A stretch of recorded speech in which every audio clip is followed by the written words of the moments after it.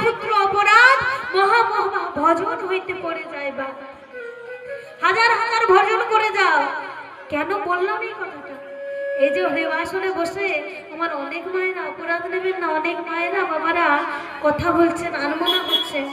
এই যে আপনি কথা বলছেন, আপনার পাশে একজন ভক্ত বসে আছে, তার আস্বাদনে ডিস্টার্ব হচ্ছে। এই যে আস্বাদনে যে এই যে ব্যাঘাত ঘটানো, তার জন্যই বললেন যে বৈষ্ণব চরণে যদি হয় ক্ষুদ্র অপরাধ মহা মহা ভজন হইতে পড়ে যায়। না হাজার হাজার ভজন করে নাও, কৃষ্ণ নাম করে নাও, হরিনাম করে যাও, এই অপরাধের মার্জনা কখনো হবে না, কোনোদিন হবে না। শাস্ত্রে বললেন পদ্ময় পদার্থ যদি বোঝো তুমি তার অর্থ, কিঞ্চিত মাত্র যদি এই অর্থ বোঝো এই হরিনামের কৃষ্ণ নামে, পদ্ময় পদার্থ যদি বোঝো তুমি তার অর্থ, যদি না থাকে তোমার সমর্থ সকলই যাবে ব্যর্থ। হরিবাসনে আসা আর যাওয়াটাই শুধু সার হবে। বাবা হরিনাম তো আস্বাদন করছে, বলতে পারবেন এই জগতে অধম সব থেকে কে? বলতে পারবেন সব থেকে অধম কি? বলতে পারবেন? বলতে পারবেন? গুরুর কাছে শিষ্য কাছে আশ্রয় করার জন্য, দীক্ষা নেওয়ার জন্য, দীক্ষা মন্ত্র আজ গ্রহণ করবেন, আশ্রয় করতে গেছে।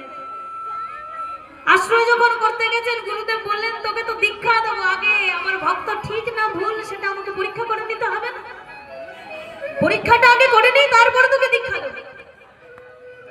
এমন সময় যখন দীক্ষা গ্রহণ করতে গেছেন গুরুদেব বললেন যা তোকে কাল দীক্ষা দেবো, তার আগে একটা প্রশ্নের উত্তর জেনে আয়, এই জগতে সব থেকে অধম কে? এই প্রশ্নের উত্তর জেনে, যদি জেনে আসতে পারিস তবেই তোকে কালকে দীক্ষা দেবো, না হলে আমি দেবো।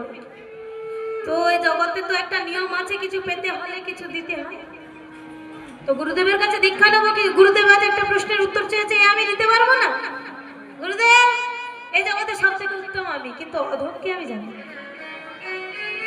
বলছে যা কালকে জেনে আয়, জেনে আসলে তারপর আমি তোকে দীক্ষা দেবো।